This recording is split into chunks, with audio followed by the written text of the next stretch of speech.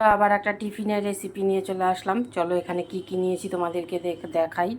এখানে আলু সেদ্ধ করে নিয়েছি, এটা পাউরুটি গ্রেট করে নিয়েছি, এখানে হচ্ছে ম্যাগি মশলা, লঙ্কা কুচি, হলুদ, রসুন থেতো করে, পেঁয়াজ কুচি, লবণ।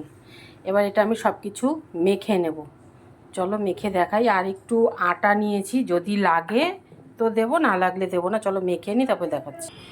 দেখো মাখার পর এমন হয়েছে। আমি কিন্তু একটুও জল ব্যবহার করিনি, আলুতে যে জলটা ছিল সেই জলেই মাখা হয়ে গেছে। আর পেঁয়াজ রসুনে তো জানোই একটু জল জল থাকে। চলো এরপরে আবার দেখাচ্ছি। দেখো বন্ধুরা, এখানে একটু বেসন গুলে নিয়েছি, আর এই যে এরকমভাবে আমি লম্বা লম্বা করে বানিয়ে নিয়েছি।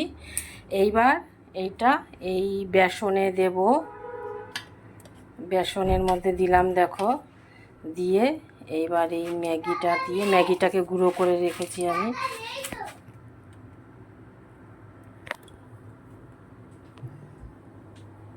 দেখো বন্ধুরা এরকম করে নিয়েছি। এবার চলো ভেজে দেখাচ্ছি। দেখো বন্ধুরা এরকম করে ভেজে নিতে হবে, এরকম আস্তে আস্তে উল্টে পাল্টে ভেজে নিতে হবে। চলো ভাজা হোক, তারপরে তোমাদেরকে দেখাই।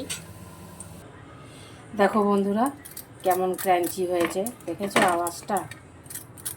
খেতে দুর্দান্ত লাগে। তোমরা এইভাবে করে খেয়ে দেখো।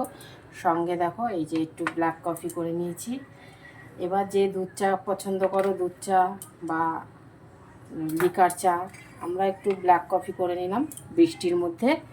কেমন লাগলো? তোমরা এইভাবে করে খেও, দারুণ লাগে। একটা সন্ধ্যের টিফিন, বিকেলের টিফিন দারুণ লাগে খেতে।